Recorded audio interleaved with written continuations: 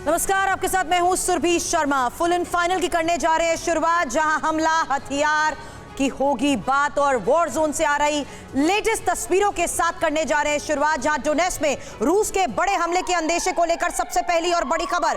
पूरे डोनेट्स्क में air red alert को लेकर इस वक्त की यह सबसे बड़ी खबर, क्योंकि डोनेट्स्क में रूस के हमले लगातार तेज होते जा रहे हैं और पूरे डोनेट्स्क में एयर रेड अलर्ट है।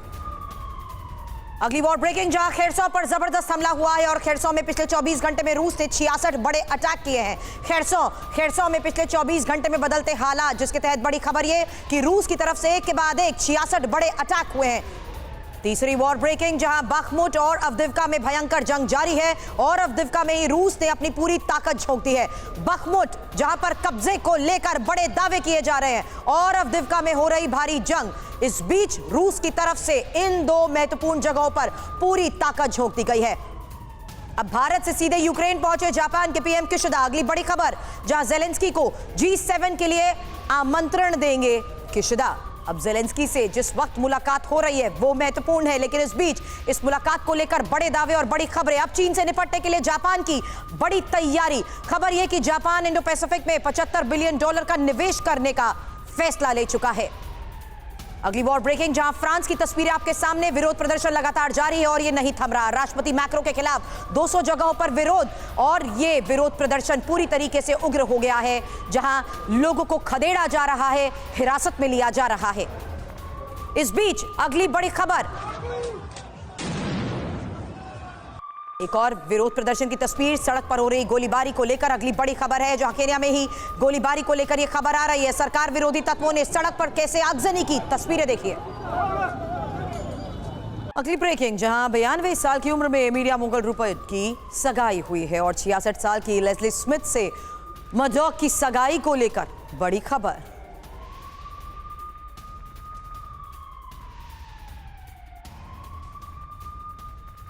और एक साथ वॉर जोन से आ रही लेटेस्ट तस्वीरें और लेटेस्ट अपडेट आपके सामने, जहां 8 वॉर ब्रेकिंग आपके सामने है। डोनेट्स्क में रूस के बड़े हमले का अंदेशा, खेरसो पर रूस का जबरदस्त हमला, बखमुट और अवदिव्का में लगातार बिगड़ते हालात, और साथ ही ज़ेलेंस्की के साथ किशिदा की होने वाली मुलाकात। G7 के लिए आमंत्रित करने के लिए यह मुलाकात मायने रखती है। हालांकि चीन से निपटने के लिए जापान जिस तरीके से बड़ी तैयारी कर रहा है, बड़े फैसले ले रहा है, उसको लेकर बड़ी खबर आई है। वहीं मैक्रो सरकार के खिलाफ 200 जगहों पर विरोध प्रदर्शन, हालात लगातार बिगड़ते जा रहे, प्रदर्शन उग्र हो चुका है और केन्या में सड़क पर हुई गोलीबारी। वहीं मुगल रूपर्ट की सगाई 92 साल की उम्र में।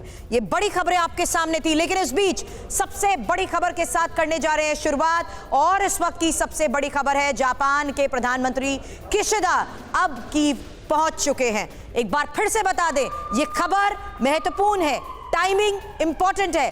जहां एक तरफ मुलाकात हो रही है शी जिनपिंग और पुतिन की, वहीं जापान के प्रधानमंत्री जो कुछ घंटे पहले भारत में थे, प्रधानमंत्री नरेंद्र मोदी के साथ उनकी मुलाकात हुई है और भारत से सीधा रवाना हुए हैं जापान के प्रधानमंत्री। अब किशिदा कीव पहुंच चुके हैं और यहां पर उनकी होने वाली है ज़ेलेंस्की के साथ मुलाकात। अब ज़ेलेंस्की से मुलाकात पीएम किशिदा की बहुत मायने रखती है, इस पर आगे भी करेंगे चर्चा। लेकिन इस बीच एक और बड़ी खबर, जहां डोनेट्स्क में यूक्रेनी फौज का भीषण प्रहार हुआ है और यूक्रेन का मल्टी लॉन्च रॉकेट सिस्टम से हमला हुआ है। यूक्रेन ने RM-70 MLRS से ये बड़े अटैक किए हैं और यूक्रेन को चेक रिपब्लिक से ये घातक हथियार मिले थे, जिसका इस्तेमाल अब बैटलफील्ड पर नजर आ रहा है। यूक्रेन का मल्टी लॉन्च रॉकेट सिस्टम से हमला।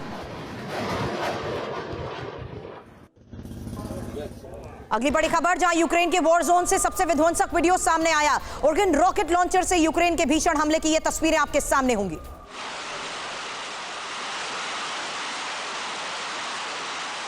रात के अंधेरे में ताबड़तोड़ अटैक। यूक्रेनी हमले में हालांकि कई रूसी ठिकानों को तबाह कर दिया गया है। अगली बड़ी खबर, क्रीमिया में रूसी बेस के पास हुए बड़े धमाके की है, जहां पर यूक्रेन से क्रीमिया में बड़े हमले की आशंका को लेकर खबर आई है। रूस ने अपना एयर डिफेंस एक्टिव कर दिया है।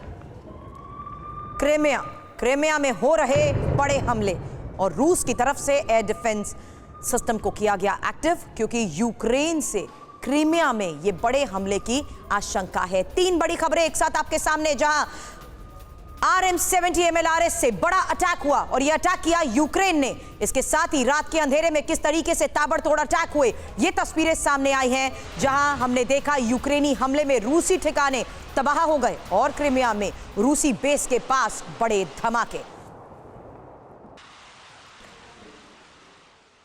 खबरों पर चर्चा करें आगे, उससे पहले आपको बता दें मेरे सहयोगी मनीष झा इस वक्त हमें ज्वाइन कर चुके हैं और साथ ही major general retired Ajay Chaturvedi as a defence expert हमें ज्वाइन कर चुके हैं और साथ ही major general retired Dhruv Katoch as a defence expert हमें ज्वाइन कर चुके हैं। कटोच सर स्वागत है आपका, चतुर्वेदी सर स्वागत है आपका। चर्चा की शुरुआत मनीष मैं सबसे पहले आपसे करना चाहूंगी, पिछले 24 घंटे में लगातार जो हालात बने हुए हैं उसको लेकर बड़ी खबरें आ रही हैं। अब यूक्रेन के कैलिबर मिसाइल ले जा रही ट्रेन पर कैसे अटैक हुआ है, चर्चा से पहले वो तस्वीर जहां यूक्रेन ने कैलिबर मिसाइल के जखीरे पर ड्रोन से वार किया है।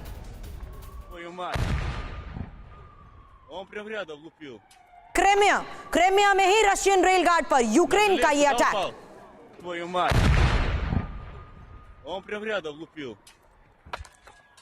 तो रूसी ट्रेन पर ड्रोन स्ट्राइक को लेकर चर्चा से पहले इंफॉर्मेशन वॉल पर एक एक डिटेल आपके सामने, क्योंकि यूक्रेन के कैलिबर क्रूज मिसाइल जिस तरीके से रूसी ट्रेन ले जा रही थी उस पर अटैक का यह बड़ा दावा किया गया है। और महत्वपूर्ण यह है कि क्रीमिया में ही यूक्रेन ने मिसाइल ले जा रही ट्रेन पर ड्रोन से वार किया है। यूक्रेन ने क्रीमिया के ज़ेनकोई में अब रूसी रेलगार्ड पर हमले का यह दावा किया है और क्रीमिया में ही रूसी ट्रेन पर ड्रोन स्ट्राइक का यह वीडियो भी जारी किया गया है। इस दावे की हकीकत, हालांकि पिछले कुछ हफ्तों में यूक्रेन ने क्रीमिया पर जिस तरीके से हमले तेज कर दिए हैं, कई बड़े सवाल, और जिस तरीके से पिछले 24 घंटे में मनीष यहां पर हालात बदलते जा रहे हैं, यही सबसे बड़ी कोशिश भी नजर आई है क्रीमिया को लेकर यूक्रेन की तरफ से।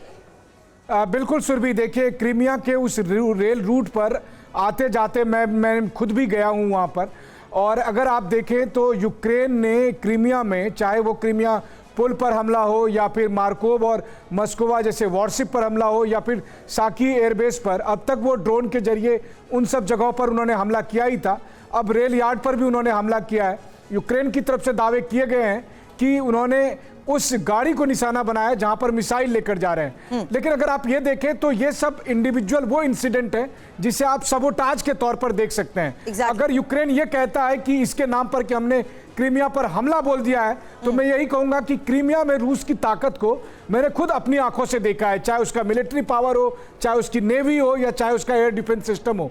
इंडिविजुअल इंसिडेंट का मतलब ये नहीं है। ये समझना बहुत जरूरी है कि रूस को अगर ये बड़ा नुकसान हो रहा है तो कितनी मुश्किल खड़ी हो सकती है, क्योंकि क्रीमिया पर ही हमले में रूस के बड़े नुकसान के दावे भी किए जा रहे हैं और क्रीमिया में रूस के लोकोमोटिव डिपो को क्षति पहुंचाई गई है और क्रीमिया में ही फ्यूल वेयर हाउस ने भी जबरदस्त तबाही मचाई है। अब क्रीमिया में जिस तरीके से गुड्स वेयर हाउस में ये आग लगी है, वो तस्वीरें जारी कर भी बड़े दावे किए गए हैं कि रूस को किस तरीके से बड़ा नुकसान पहुंचाया जा रहा है और यूक्रेन की ओर से ये बड़े दावे हो रहे हैं।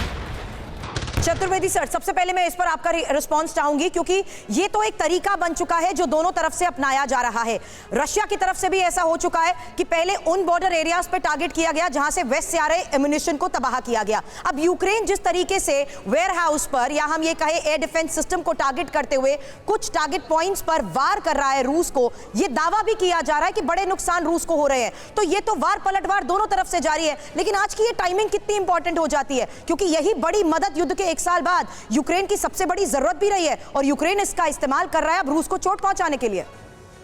देखिए, ये जो बात अभी मनीष ने कही, मैं उनसे इत्तेफाक रखता हूं कि क्योंकि उसके बाद एक और न्यूज़ आई है कि रशिया ने अपना एडी सिस्टम जो है उसको एक्टिवेट किया है।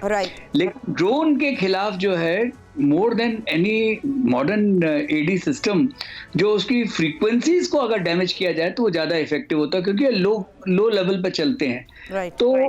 ये जो यूक्रेन ने टैक्टिक्स अपनाई है, ये बहुत ही इनोवेटिव और इफेक्टिव टैक्टिक्स है। और अगर रशियंस इसके लिए तैयार नहीं थे तो ये, मतलब मैं इसको कोई बहुत अच्छा मिलिट्री डिसीजन नहीं मानता हूं, क्योंकि क्रीमिया इनका, क्योंकि खैरसॉन वो लॉस्ट कर चुके हैं रशियंस। वो इसीलिए खैरसॉन पे आने की कोशिश करते, तो एकदम नॉर्थ में है और जो नीप्रो रिवर से जो है वहां पे वो एक बहुत ही इफेक्टिव जगह थी जिससे कि क्राइमिया के ऊपर, और इसीलिए आप देखिए साउथ में जो वॉर है वो ज्यादा बढ़ रही है, क्योंकि ये जो है यूक्रेन का एक इस वक्त ये एम ये होगा कि अमेरिकन को दिखाना है कि हम इनको टैकल कर सकते हैं, जबकि मेरा ख्याल है ऐसा हो नहीं सकता। और ये एक वन ऑफ दोज इंसिडेंट है। True that sir. लेकिन इस बीच यूक्रेन के दावे बहुत ज्यादा हो रहे हैं और यूक्रेन सैनिकों की ट्रेनिंग को लेकर अगली बड़ी खबर है। इस पर चर्चा से पहले तस्वीरें भी दिखाना चाहेंगे क्योंकि यूक्रेनी सैनिकों ने अब M2 मशीन गन के साथ ट्रेनिंग की तस्वीरें जारी की है। हालांकि काफी दूर तक टारगेट कर सकती है मशीन गन और किस तरीके से इसे हिट किया गया है वो तस्वीरें भी आपके सामने होंगी। यूक्रेनी सैनिकों की ट्रेनिंग का ये वीडियो अब सामने आया है और यूक्रेन के वॉर जोन से एक और विध्वंसक वीडियो आपके सामने, जहां देखिए किस तरीके से ड्रैगन रॉकेट लॉन्चर से यूक्रेन का ये भीषण हमला हुआ है और रात के अंधेरे में ताबड़तोड़ अटैक किए गए हैं, जहां यूक्रेनी हमले में कई रूसी ठिकानों को टारगेट कर तबाह किया गया।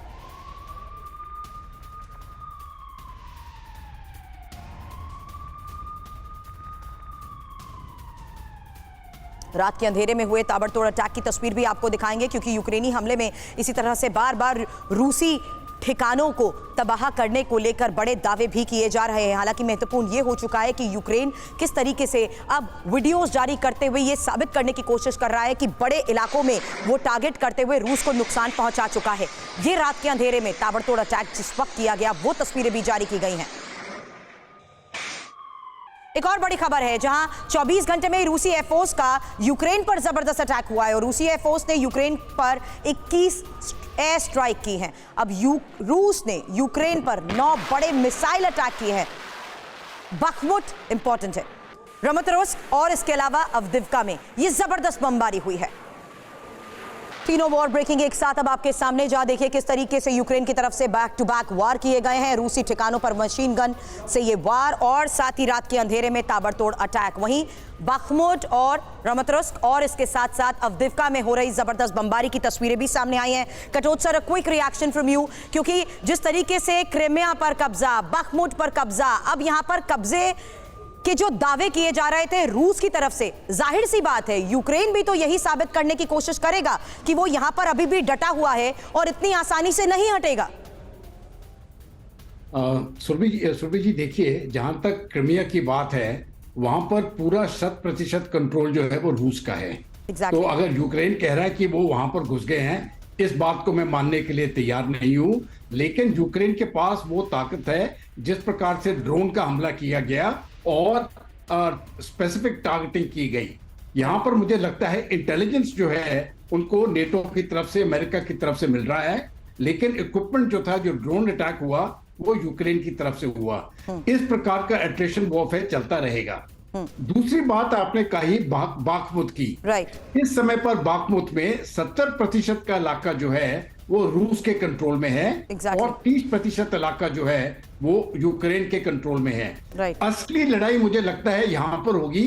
ये बिल्कुल बिल्ट अप एरिया है ये, और यहाँ पर अगर आप इसका गूगल अर्थ प्रो में इसका नक्शा देखेंगे तो ये 6 किलोमीटर बाय 6 किलोमीटर का ये बिल्कुल शहरी इलाका है, जैसे कि आप चांदनी चौक में या करोल बाग में इस प्रकार में इलाके देखते हैं। तो यहाँ पर जो स्ट्रीट फाइटिंग होती है ये बहुत मुश्किल काम है इसमें। बिल्कुल सही कह रहे हैं सर। और जिस तरीके से इन ज्यादातर इलाकों में यहाँ पर रूस का दबदबा अभी तक रहा है, वहां पर यूक्रेन अगर आकर ये बड़े दावे करता है, और कुछ दिन पहले तो ये भी कहा था कि हर 1 किलोमीटर में 800 सैनिकों को जान गंवानी पड़ रही है, लेकिन यूक्रेन का रूस पर जबरदस्त काउंटर अटैक भी तो हुआ है। इसी को लेकर अगली बड़ी खबर है, क्योंकि यूक्रेन का 12 रूसी कंसंट्रेशन कैंप्स पर हमले को लेकर यह बड़ी खबर आ रही है। और इसी तरह से यूक्रेन ने 3 रूसी सेना के कैंप्स को जिस वक्त टारगेट किया वो तस्वीरें जारी की गई हैं।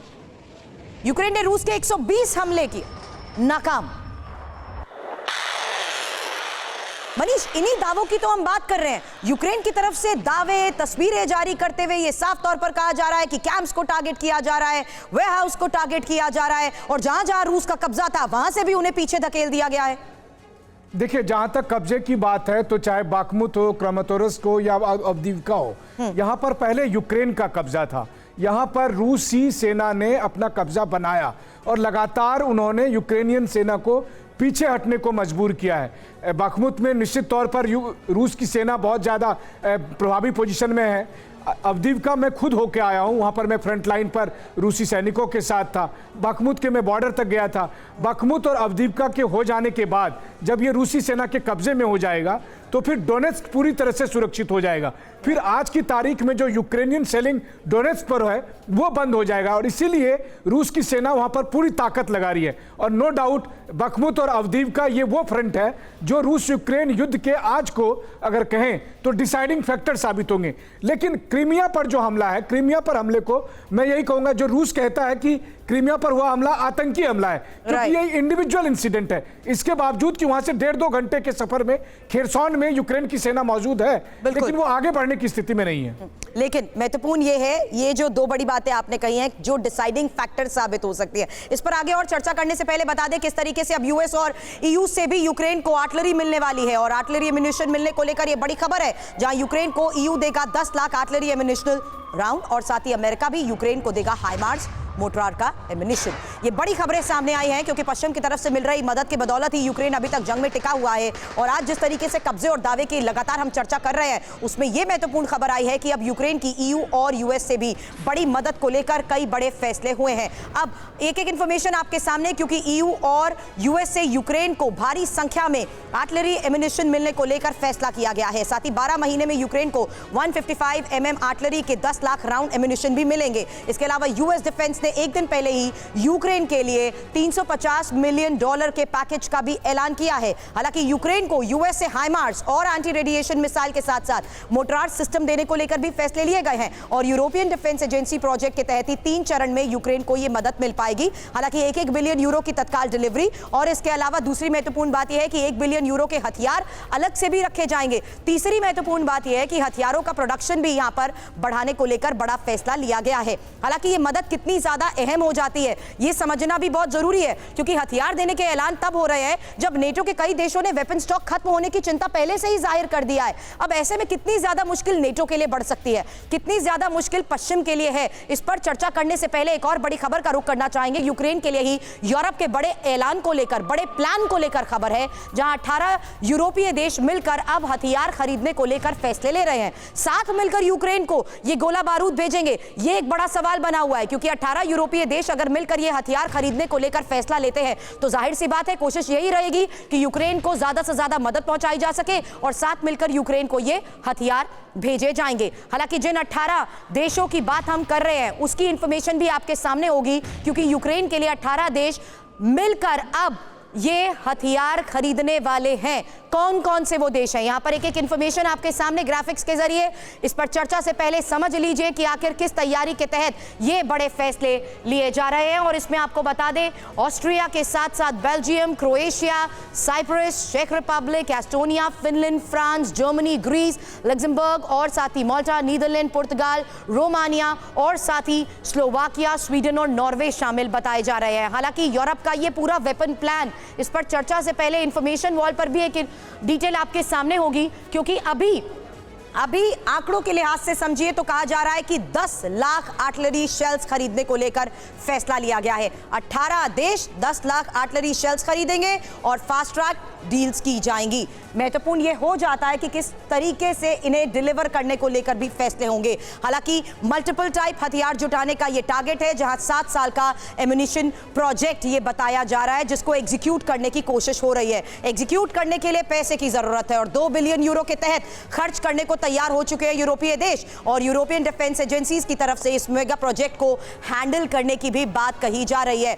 अब जिस तरीके से यूरोपीय डिफेंस एजेंसीज भी अब इस प्रोजेक्ट के तहत बड़े फैसले लेने की कोशिश में है, उस पर चर्चा से पहले एक और बड़ी खबर का रुख, क्योंकि कीव पहुंच चुके हैं जापान के पीएम फुमियो किशिदा और पोलैंड से ट्रेन के जरिए कीव पहुंचे हैं किशिदा। अब नई दिल्ली से पोलैंड होते हुए सीधे कीव किशिदा का पहुंचना भी बड़े सवाल है। हालांकि यहां पर खबरें फिलहाल यही है कि सेकेंड वर्ल्ड वॉर के बाद पहले जापानी पीएम का ये यूक्रेनी दौरा है, लेकिन जिस टाइम में ये दौरा किया जा रहा है वो भी इंपॉर्टेंट हो जाता है। और महत्वपूर्ण ये भी है, यूक्रेन दौरे पर जापान के पीएम अब पहुंचे हैं तो ये तस्वीरें भी आ रही हैं और सवाल भी कई खड़े करता है, क्योंकि अचानक ये जो यूक्रेन दौरा हो रहा है इसकी वजह क्या है समझना जरूरी है। इस पर चर्चा अपने एक्सपर्ट्स के साथ करें। उसके साथ साथ बता दें, ये सीधी तस्वीरें आपको TV9 भारतवर्ष दिखा रहा है, जहां पर ट्रेन से अब किशिदा कीव पहुंचे हैं किशिदा जो कुछ घंटे पहले भारत में थे, प्रधानमंत्री नरेंद्र मोदी के साथ महत्वपूर्ण चर्चाएं हुई हैं, लेकिन भारत से सीधा रवाना होते हुए अब यूक्रेन का ये दौरा क्यों? अचानक यूक्रेन का दौरा क्यों? जवाब ये कि अब आक्रामक विदेश नीति जापान की तरफ से अपनाई जा रही है और जापानी पीएम के यूक्रेन दौरे से रूस और चीन को क्या ये सख्त संदेश दिया जा रहा है? क्योंकि यूक्रेन को पश्चिम के साथ एशिया से भी अब समर्थन का ये महत्वपूर्ण मैसेज हो जाता है जो जिनपिंग और पुतिन के लिए जरूरी है। हालांकि जिनपिंग और पुतिन की मुलाकात भी सुर्खियों में है क्योंकि 24 घंटे के अंदर ही किशिदा और जेलेंस्की की मुलाकात भी होने वाली है। इसी लिहाज से ये हम चर्चा जरूर करेंगे, लेकिन उससे पहले जापान का चीन रूस से विवाद क्या है ये भी जान लीजिए। जापान और रूस की जहां तक बात आती है तो कुरिल आइलैंड को लेकर इनका विवाद है और जापान और चीन सेनकाकू द्वीप को लेकर विवाद इनका है। अब ये मुलाकात किशिदा की जिनपिंग के दौरे का क्या कोई साइड इफेक्ट है, इसको लेकर भी जानकारी जरूरी है क्योंकि यूक्रेन में किशिदा की मौजूदगी और रूस में जिनपिंग का होना। कटोच सर, सवाल यही है, दोनों के दौरे से एशिया में विभाजन की क्या ये लकीर और ज्यादा गहरी होती जा रही है? ये सवाल किसके लिए है? आप ही के लिए सर। अच्छा, हाँ देखिए, ये मैं समझता हूँ योशिदा, ये जापान के जो प्रधानमंत्री अभी गए हैं ये भारत से सीधा उधर गए हैं। Exactly. और इस समय पर दूसरी हालत ये है कि चीन के जो प्रेसिडेंट है वो भी रूस में है। मैं इन दोनों बातों को एक साथ देखना चाहता हूँ। एक तरफ से चीन अपना पीस प्रपोजल रूस के पास ले गया है और दूसरी तरफ से मैं समझता हूँ जापान की तरफ से एक प्रपोजल गया है यूक्रेन को। अभी इसका नतीजा क्या होगा आगे आगे इसमें देखना पड़ेगा। लेकिन एक बात साफ है कि जहां पर जापान की बात है, ये जो पीस प्रपोजल वो ले गए होंगे उसके साथ डिस्कशन प्रधानमंत्री मोदी के साथ जरूर हुआ होगा। तो अगर ये सीज फायर इससे जाहिर हो जाता है या आने वाले दिनों में देखा जाएगा, लेकिन मेरे अपने सोच विचार से समझौता नहीं हो सकता है। सीज फायर जरूर हो सकता है, लेकिन जो स्टेट ऑफ हॉस्टिलिटी दोनों साइड्स की है, रूस और यूक्रेन की, ये अभी खत्म होने वाली नहीं है। बिल्कुल नहीं है सर। लेकिन Chaturvedi sir, I am sorry to but in sir, Chaturvedi sir आपसे मैं इस पर रिस्पांस चाहूंगी क्योंकि यहाँ पर चाइना जो कोशिश कर रहा है पीस मेकर बनने की, जाहिर सी बात है यूएस और नेटो अलायंस भी इसके लिए राजी नहीं होंगे, लेकिन भारत की तरफ से अगर एक बड़ी भूमिका इसमें निभाई जाती है, और क्या ये स्पेक्युलेट करना भी सही है कि जो जापानी पीएम कुछ घंटे पहले प्रधानमंत्री नरेंद्र मोदी के साथ थे, जाहिर सी बात है चर्चा उनकी भी हुई होगी, क्या ये एक मैसेज हो सकता है जो वो लेकर गए हो और उसी सिलसिले में जेलेंस्की के साथ हो रही मुलाकात में भी चर्चा संभव हो? बिल्कुल, ये इसकी बहुत संभावना है कि जो किशिदा साहब हैं वो मोदी साहब से उन्होंने इसको डिस्कस किया, प्राइम मिनिस्टर मोदी से, और ये एक प्रपोजल है जो आप पहले भी कह चुके हैं, यूरोपियन यूनियन भी कह चुकी है और यूएस भी कह चुका है कि इंडिया पॉजिटिव रोल प्ले करे। तो लेकिन ये चीज हम लोगों को एक चीज समझना चाहिए, ये लड़ाई खत्म नहीं हो सकती जब तक अमेरिका नहीं चाहता है, और अमेरिका तब तक नहीं चाहेगा क्योंकि एक ऐसी सिचुएशन उसने क्रिएट कर दी है कि वो उसको अपने जाल में फंस सकता है। क्योंकि अगर मान लीजिए ताइवान अगर बढ़ गया तो जो इतना एमिनेशन वो दे रहा है क्या वो सस्टेन कर पाएगा? नंबर एक। नंबर दो, अगर अमेरिका का डबल स्पीक देखने में ये आता है कि जो आज यूक्रेन में वो एक बेस बनाने के चक्कर में है, तो अगर कहीं कल को रशिया और समथिंग कोई मैक्सिको के साथ कोई ट्रीटी हो जाए तो क्या वो एक्सेप्ट करेगा अपने बेस में?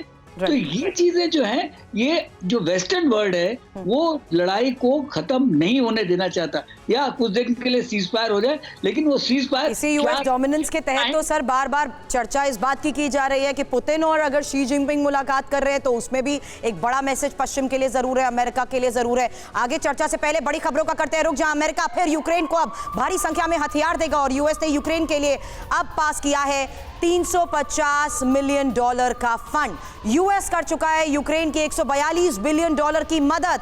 लेकिन आज ये बड़ी खबर आई है कि किस तरीके से अब यूएस ने यूक्रेन के लिए पास किया है $350 मिलियन का फंड। इंफॉर्मेशन वॉल पर इस बारे में आगे चर्चा करने से पहले एक एक डिटेल आपके सामने, क्योंकि अमेरिका से यूक्रेन को $350 मिलियन के हथियार अब अलग से मिलने वाले हैं। और महत्वपूर्ण यह है कि यूक्रेन को आर्टिलरी शेल के साथ साथ रॉकेट के साथ साथ सेल्फ प्रोपेल आर्टिलरी देने को लेकर भी फैसले लिए जा रहे हैं। हालांकि मार्च की शुरुआत शुरुआत से अब तक यूएस से यूक्रेन को 5 लाख आर्टिलरी शेल मिल चुके हैं। और ये टाइमिंग इंपॉर्टेंट है क्योंकि यूक्रेन के रक्षा मंत्री ने भी कहा था कि उसे हर महीने 6 लाख आर्टिलरी शेल चाहिए। और जंग के बीच अमेरिका $110 बिलियन की मदद के अलावा अब $32.5 बिलियन के हथियार अभी तक दे चुका है। इस पर चर्चा से पहले एक और बड़ी खबर, जहां यूक्रेन को T-80 टैंक अब पाकिस्तान दे सकता है।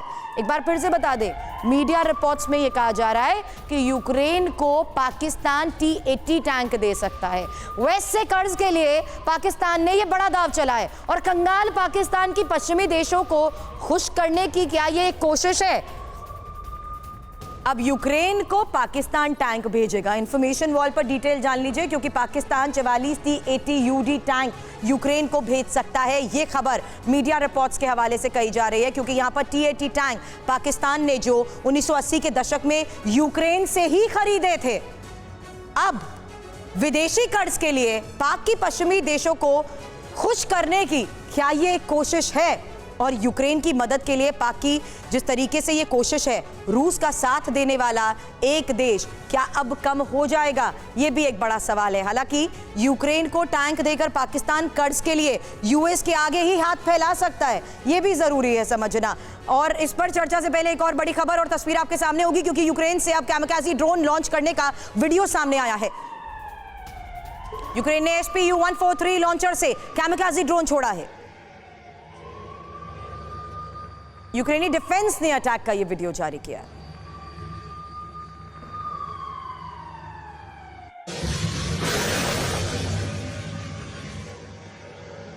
वॉर जोन में एक्शन में रशियन सैनिक भी नजर आ रहे हैं और रूसी डिफेंस मिनिस्ट्री की तरफ से जारी किए गए इस वीडियो को देखिए, जहां यूक्रेनी आर्म्ड व्हीकल को टारगेट किया गया है। जापान सी में रूसी न्यूक्लियर बॉम्बर की उड़ान से मचे हड़कंप को लेकर खबर है, जहां जापानी पीएम के यूक्रेन दौरे के बीच ही जापान सी Tu-95MS पहुंच चुका है और रूस के रक्षा मंत्रालय ने इसका बाकायदा वीडियो जारी किया है। Tu-95MS का यह वीडियो, जहां जापान सी में रूसी न्यूक्लियर बॉम्बर की 7 घंटे से ज्यादा उड़ान। एक और बड़ी खबर, जहां मॉस्को में जिनपिंग के करीब पहुंच चुका है अमेरिकी बॉम्बर। रूसी बॉर्डर से सिर्फ 60 किलोमीटर की दूरी पर ही अमेरिकी बॉम्बर को लेकर बड़ी खबर आई। जिनपिंग के दौरे के बीच रूसी बॉर्डर पर B-52 बॉम्बर और बाल्टिक में यूएस बॉम्बर से चीन से रूस तक क्या अब टेंशन बढ़ती जा रही है?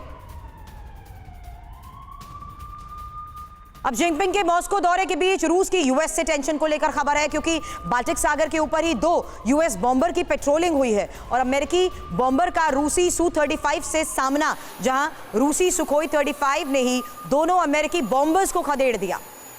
अब बाल्टिक सी में यूएस बॉम्बर को लेकर चर्चा से पहले इंफॉर्मेशन आपके सामने, क्योंकि जिनपिंग के मॉस्को दौरे के बीच जिस तरीके से ये खबर आ रही है, जिनपिंग के मॉस्को दौरे के बीच बाल्टिक सी में यूएस बॉम्बर B-52 नजर आया और रूसी सीमा से ये सिर्फ 60 किलोमीटर की दूरी बताई जा रही है, जहां यूएस बॉम्बर की मौजूदगी से रूस में टेंशन बढ़ चुकी है। हालांकि यूएस बॉम्बर इंटरसेप्ट होते ही रूसी Su-35 ने इसे खदेड़ दिया। दावा यही किया जा रहा है कि यूएस बॉम्बर के खिलाफ Su-35 की कार्रवाई पर ही रूसी रक्षा मंत्रालय ये दावा कर रहा है और रूसी Su-35 ने अमेरिकी बॉम्बर को सीमा के उल्लंघन से रोकने के लिए ये उड़ान भरी थी और यूएस बॉम्बर की रूसी सीमा से जाने के बाद Su-35 अपने बेस पर लौटा। हालांकि मॉस्को अपनी सीमा का उल्लंघन बर्दाश्त नहीं करेगा, ये बात एक बार फिर से रूस की तरफ से दोहराई गई है। 14 मार्च को ब्लैक सी में रूसी कार्रवाई के बाद अमेरिकी ड्रोन गिरा था, जिसके बाद यहां पर तनाव की स्थिति को देखते हुए आज जिस तरीके से ये बड़ी खबर आई है, चर्चा जरूरी है। हालांकि इससे पहले हम मनीष आपके पास आए। चतुर्वेदी सर, एक क्विक रिएक्शन में उस खबर पर आपसे जानना चाहूंगी, जहां पश्चिम की तरफ से मिल रही मदद को लेकर भी बड़े बड़े दावे और बड़े बड़े पैकेज का ऐलान किया जा रहा है, लेकिन क्या आपको नहीं लगता कि रशिया इस बीच टाइम बाय करने में सक्सेसफुल रहा? बिल्कुल, देखिए एक नैरेटिव सेट किया गया था कि रशियन इकोनॉमी पहले फेल हो जाएगी, रशिया का इक्विपमेंट जो वो यूज कर रहे हैं वो सब आउटडेटेड है, उनका कोई इक्विपमेंट अच्छा नहीं है, लेकिन ऐसा कुछ नहीं हुआ। एक चीज जो अमेरिका और वेस्ट को रियलाइज करना चाहिए कि अगर वो कोशिश कर रहे हैं कि रशिया को डिफीट करने के लिए, वो किस कंट्री की बात कर रहे हैं जिसके पास करीब 1600 न्यूक्लियर वॉरहेड्स हैं, जिसके 11 टाइम जोन है कि अगर अंदर घुसने की कोशिश की, चाहे नेपोलियन से आज तक कोई भी पहुंच ही नहीं सका है।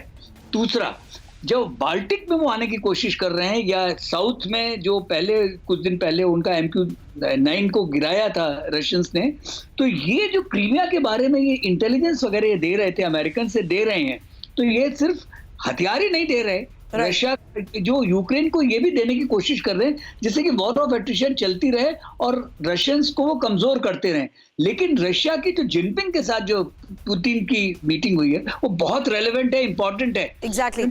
अगर कहीं जो स्केलेटिंग लेडर पे ताइवान में कुछ बढ़ जाता है तो अमेरिका को बड़ा मुश्किल होने वाली है। उसको लेकर तो स्पेकुलेशंस कई बार लगाए जा रहे हैं। आप कह रहे हैं अमेरिका को समझना चाहिए। करोज सर, एक क्विक रिएक्शन आपका चाहूंगी। पाकिस्तान कुछ क्यों नहीं समझने को तैयार? पाकिस्तान ये क्या कर रहा है? खुद कंगाल पाकिस्तान अब मदद करेगा, हथियार भेजेगा, और वो भी वही जो उससे खरीदे गए थे। बिल्कुल सही कहा आपने सुरभि जी। ये जहां तक पाकिस्तान की बात है, T-80 टैंक्स दे रहा है, ये वैसे ही आउटडेटेड टैंक्स हैं। एग्जैक्टली। और लेकिन एक बात है कि अगर पाकिस्तान ये टैंक्स दे देता है तो उसकी अपनी काबिलियत इनको पूरा करने के लिए कम हो जाती है, ये उनकी खुद की डिफेंस कमजोरी हो जाएगी। राइट। तो मुझे लगता है उनको बहुत ख्याल रखना पड़ेगा। लेकिन हथियार वो देने को उसने दावा किया है, उसके लिए पैसे इसको अमेरिका से मिलेंगे। एग्जैक्टली। लेकिन रूस के साथ जो उसके रिश्ते हैं वो अभी बिगड़ने वाले हैं। तो ये जो कदम उठाया अब पाकिस्तान ने, ये मैं समझता हूं उनको उठाना नहीं चाहिए था, लेकिन अभी उन्होंने उठा दिया है तो भुगतना भी पाकिस्तान को ही पड़ेगा। सही कह रहे हैं सर आप। लेकिन इस बीच यूक्रेन ने रूसी ठिकानों पर बड़ा अटैक किया है। अगली बड़ी खबर, जहां यूक्रेन का Mi-8 हेलीकॉप्टर से हमला और यूक्रेनी फौज ने अनगाइडेड रॉकेट दागे हैं। रूस का मल्टीपल रॉकेट लॉन्चर से बड़ा अटैक। अगली बड़ी खबर आपके सामने, जहां रूस ने TOS-1A से शॉकवेव बॉम्ब दागा है। रूस के खतरनाक हमले से पूरा इलाका थर्रा उठा। दो बड़ी तस्वीरें एक साथ आपके सामने होंगी, जहां देखिए किस तरीके से अब ये शॉकवेव बॉम्ब दागा गया है। रूस का मल्टीपल रॉकेट लॉन्चर से बड़ा अटैक। वहीं यूक्रेन ने रूसी ठिकानों पर एक बार फिर से वार करते हुए बड़ा दावा किया। Mi-8 हेलीकॉप्टर से हमले को लेकर ये तस्वीरें जारी की गई हैं। अब इस बीच पुतिन और जिनपिंग मीटिंग से पहले यूएस का डर कैसे आया सामने? अगली बड़ी खबर, क्योंकि जिनपिंग उठा सकते हैं रूस यूक्रेन में सीज फायर का मुद्दा, और यूएस सिक्योरिटी काउंसिल के प्रवक्ता जॉन किर्बी की तरफ से इसको लेकर बड़ा बयान दिया गया, कहते हुए कि सीज फायर से सीधे रूस को ही फायदा मिलने वाला है। इंफॉर्मेशन वॉल पर एक एक डिटेल आपके सामने, क्योंकि ये अमेरिका का डर साबित कर रहा है बयान। इस पर मनीष से चर्चा करने से पहले इंफॉर्मेशन जान लीजिए किस तरीके से अमेरिका को यह आशंका है कि जिनपिंग जंग में सीज फायर का मुद्दा उठा सकते हैं। महत्वपूर्ण यह भी है कि यूएस नेशनल सिक्योरिटी काउंसिल के प्रवक्ता जॉन किर्बी की तरफ से जिस वक्त ये बयान दिया जा रहा है वो इंपॉर्टेंट हो जाता है। और इस बीच अगली बड़ी खबर, जहां पुतिन से मीटिंग में ही जिनपिंग अब रूस यूक्रेन जंग में पीस टॉक की बात बार बार दोहराते आ रहे हैं। और इस बीच ये बयान सामने आ रहा है, जो कि अमेरिका का डर है, क्योंकि जंग में सीज फायर हुआ तो इसे सीधे तौर पर रूस को ही फायदा मिलने वाला है। मनीष, एक क्विक अपडेट इस पर चाहूंगी, क्योंकि अभी तक चीन के रूस को हथियार देने के कोई हालांकि सबूत भी नहीं मिले हैं, और इसका मतलब ये नहीं है कि चीन आगे रूस को कोई हथियार भी नहीं देगा। देखिए, अमेरिका के पास इसके सबूत ना हो, लेकिन मैंने अपनी आंखों से देखा है कि चीन के हथियार रूस के सैनिक इस्तेमाल कर रहे हैं। चीन के द्वारा दिए गए ड्रोन तो मैंने खुद देखे, मैंने उससे अपने हाथ में भी लिया। वहीं दूसरी तरफ चीन से भारी संख्या में सैनिकों के लिए वर्दी दी गई, बुलेट प्रूफ जैकेट दिए गए। हाँ, कितना लीथल हथियार मिल रहा है यह आने वाले दिनों में पता चल जाएगा। लेकिन अमेरिका की गलती की वजह से वो काम हो गया जो कभी नहीं होना था, वो था चीन और रूस का इतना क्लोज हो जाना। और बाइडेन ने दरअसल अपनी जिद से, अपनी गलती से वो काम कर दिया है, जिसका खामियाजा न सिर्फ अमेरिका को बल्कि आधी दुनिया या पूरी दुनिया को भुगतना पड़ सकता है। अमेरिका की तरफ से आ रहे बयान को लेकर भी इसीलिए हम चर्चा कर रहे हैं, क्योंकि जिनपिंग के दौरे पर ही अमेरिका की ये बड़ी टिप्पणी, जहां शी के दौरे का मतलब है कि चीन क्रेमलिन को जिम्मेदार मानता ही नहीं है। यूएस के विदेश मंत्री ब्लिंकन ने चीन पर यह आरोप लगाते हुए बयान दिया है कि यूक्रेन युद्ध के लिए रूस को जिम्मेदार नहीं मान रहा है चीन। और महत्वपूर्ण ये, आईसीसी के अरेस्ट वारंट से यह भी साफ है कि पुतिन ने अपराध किया है। इस पर चर्चा से पहले इंफॉर्मेशन आपके सामने, क्योंकि रूस को अगर चीन से हथियार मिलते हैं, इस पर अमेरिका की नजर है। स्पेकुलेशंस भी लगाए जा रहे हैं, लेकिन अब अमेरिका को अंदेशा है कि चीन जल्द ही रूस को हथियार देने लगेगा। एंटी ब्लिंकन के इंटरव्यू में ये बड़ी बातें कही गई है, जहां अमेरिकी विदेश मंत्री ब्लिंकन ने चीन पर बड़े आरोप लगाते हुए ये बड़ा बयान दिया है कि किस तरीके से चीन पहले ही रूस को हथियार देने का इरादा तो जाहिर कर चुका है, लेकिन अब बीजिंग रूस को हथियार देने की खबरों को नकारे। लेकिन हम जानते हैं कि इसको लेकर बड़ा फैसला हो चुका है, और रूस ने युद्ध शुरू करने से ठीक पहले चीन के साथ नो लिमिट पार्टनरशिप की थी। उसी का हवाला देते हुए यह बड़ा बयान दिया जा रहा है। पुतिन का तर्क रहा है कि रूस को पश्चिम परस्त यूक्रेन से खतरा है। एंटनी ब्लिंकन ने इस इंटरव्यू में जो बड़ी बातें कही हैं, क्या इसे एक बार फिर से मैं चतुर्वेदी सर कहूं, यूएस की टेंशन हर बार बढ़ती जा रही है। हम बार बार इस दौरे की टाइमिंग, उनकी नजदीकी, लीथल वेपन्स की सप्लाई को लेकर कई महीनों से चर्चा कर रहे हैं, लेकिन अमेरिका सिर्फ खड़ा हुआ देख सकता है, ये जानते हुए कि उसकी डोमिनेंस को कम करने की दोनों की ये कोशिश है। तो ये तो अमेरिका को इसके लिए तैयार रहना पड़ेगा, लेकिन इसका नुकसान मुझे लगता है कि आगे चल के इंडो चाइना रिलेशंस में भी पड़ेगा। ये भी हम लोगों को इंडिया में इसके लिए तैयार रहना चाहिए। पैसिफिक में दखल अंदाजी का जिक्र तो बार बार चीन करता है, और आपने भी इसीलिए ताइवान हमले की आशंका की बात करी सर थोड़ी देर पहले। जी, और अभी जो चाइना का जो है, ये जो चाइना और रशिया का है, ये अमेरिकन अपनी गलतियां जो छुपाते चले जा रहे हैं, क्योंकि अगर यूक्रेन में जो मांगा गया था शुरू में पुतिन द्वारा, वो था कि भाई आप इसको डीमिलिटराइज करो।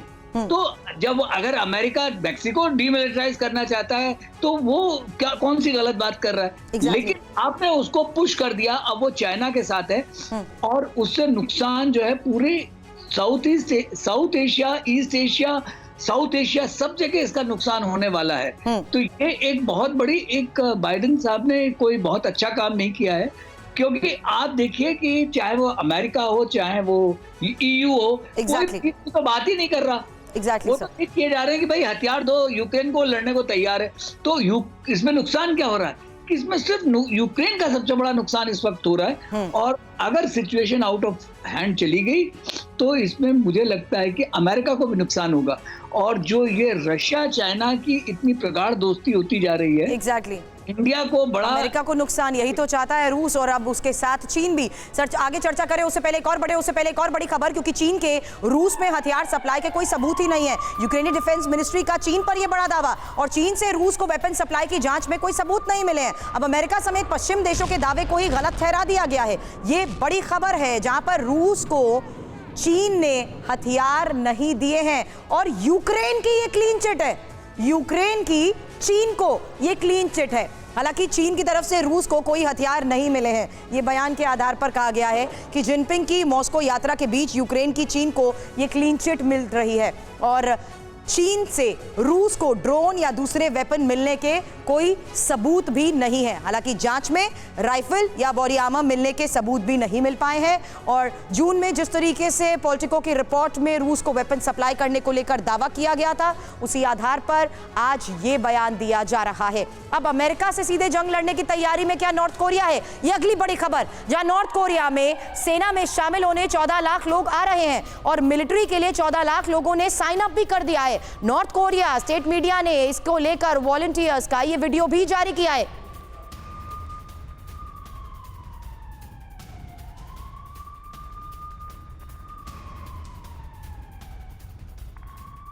और फ्रांस की राजधानी पेरिस की तस्वीरें आपके सामने, जहां विद्रोह की आग रुकने का नाम नहीं ले रही, और पेरिस की सड़कों पर हजारों लोगों का प्रदर्शन अभी भी जारी है। विरोध प्रदर्शन की तस्वीर आपके सामने होगी, क्योंकि फ्रांस की मैक्रो सरकार के फैसले के खिलाफ लोगों का गुस्सा भड़का हुआ है, और हिंसक प्रदर्शन रोजाना बढ़ता जा रहा है, क्योंकि सड़क पर की जा रही आगजनी, इमारतों को पहुंचाया जा रहा नुकसान, और इस बीच इन प्रदर्शनकारियों को खदेड़ने की कोशिश जिस तरीके से सुरक्षाकर्मी कर रहे हैं, उसको लेकर भी तस्वीरें जारी की गई हैं कि कैसे अब पिटाई की जा रही है इन प्रदर्शनकारियों की। और इस बीच पेंशन सुधार कानून का ये जो नॉन स्टॉप हिंसक विरोध प्रदर्शन हो रहा है, प्रदर्शनकारियों ने सेंट्रल पेरिस में कचरे के ढेर को भी आग के हवाले कर दिया, और इसी तरह सड़क पर रात भर प्रदर्शनकारियों का उत्पात नजर आया। प्रदर्शनकारियों और पुलिस फोर्स के बीच हाथापाई की तस्वीरें भी सामने आ रही हैं, क्योंकि प्रदर्शनकारियों के खिलाफ BRAVM ब्रिगेड का ये एक्शन नजर आया है, जहां फ्रांस की सरकार के दोनों अविश्वास मत जीतने के बाद प्रदर्शन हो रहा है, और मैक्रो सरकार ने अपने खिलाफ दोनों अविश्वास प्रस्ताव जीते हैं। रिटायरमेंट की उम्र को लेकर ये पूरा बवाल है, रिटायरमेंट की उम्र को लेकर बिल अब कानून में तब्दील हो चुका है।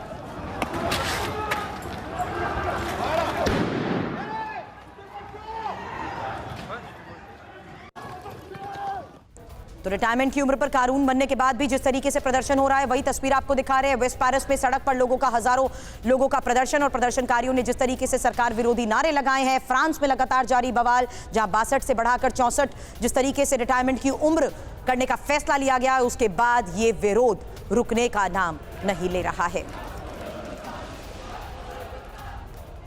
एक और तस्वीर इसी प्रोटेस्ट की आपके सामने होगी, जहां पर आपको बता दें वेस्ट पेरिस की ये तस्वीर सामने आ रही है। लोगों का आक्रोश एक बार फिर से सड़क पर हर हिस्से में पेरिस के नजर आ रहा है, क्योंकि रिटायरमेंट की उम्र को लेकर जिस तरीके से ये कानून बनने के बाद लोग सड़क पर आए हुए हैं, उसके बाद जगह जगह न सिर्फ सरकारी इमारतों को नुकसान पहुंचाया गया है, बल्कि इनका घेराव कर लगातार नारेबाजी की जा रही है। तो सरकार विरोधी नारे लगाए जा रहे हैं और महत्वपूर्ण यह है कि किस तरीके से फ्रांस में भी सरकार पूरी तरीके से बेबस नजर आ रही है, क्योंकि पेरिस में अब स्टॉक एक्सचेंज बिल्डिंग के पास भी हिंसक प्रदर्शन की तस्वीरें सामने आई। फ्रांस की स्पेशल ब्रिगेड का यह प्रदर्शन और उसके खिलाफ हुआ एक्शन देखिए। Manish, quick response from you, ये पिछले कई दिनों से जारी है, इसका अंत क्या है? क्योंकि अब तो सरकार भी पूरी तरीके से बेबस नजर आ रही है। बिल्कुल, देखिए सबसे बड़ी बात तो यही है कि जब तक सरकार प्रदर्शनकारियों के साथ बातचीत नहीं कर लेती है तो मुझे नहीं लगता है कि इसका अंत होने वाला है। लेकिन मुझे लगता है कि केवल पेंशन सुधार कानून को लेकर ही नहीं है। दरअसल पिछले एक साल से जिस तरह की तमाम चुनौतियों को पूरा यूरोप को सामना करना पड़ रहा है, महंगाई बढ़ रही है, बेरोजगारी की समस्या हो रही है, वैसी स्थिति में जो इनसिक्योरिटी का भाव लोगों में है, उसका असर है कि पेरिस की सड़कों पर आपको ये हंगामा दिख रहा है। और इस तरह के हंगामे पर लगातार रूस की भी नजर है, क्योंकि रूस को अब ये लग रहा है कि देखिए किस तरीके से यूरोप धीरे धीरे कमजोर हो रहा है, यूरोप के लोग अब बेचैन हो रहे हैं। और ऐसे में अगर फ्रांस कहता है कि नहीं जी हम यूक्रेन को मदद पहुंचाएंगे, तो आप समझिए वहां के लोगों का गुस्सा कितना और अधिक भड़केगा। बिल्कुल सही कह रहे हैं मनीष, आगे भी आपके साथ जुड़ेंगे। शुक्रिया फिलहाल हमें ज्वाइन करने के लिए। और Katoch sir, Chaturvedi sir, thank you for joining us today. आगे भी वॉर जोन से आ रही बड़ी खबरों का हम रुख करते रहेंगे, लेटेस्ट अपडेट और एनालिसिस होगा हमारे दर्शकों के सामने।